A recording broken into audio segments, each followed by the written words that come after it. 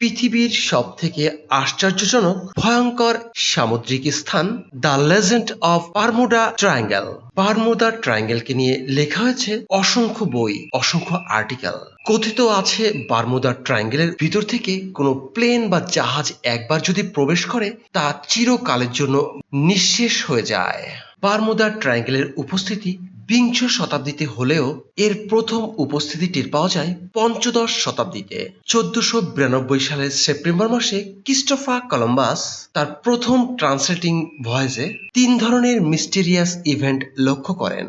জাহাজের ক্রু মেম্বাররা কিছু ফায়ারবল টাইপের ব্রান্ড সাবস্টেন্স দেখতে পান, এমনকি দেখতে পায় জাহাজে থাকা কিছু কম্পাস অকেজো হয়ে যায় এবং দেখতে পায় এক ধরনের ট্রেন্স লাইট আকাশের দিকে উড়ন্তভাবে উঠে যেতে।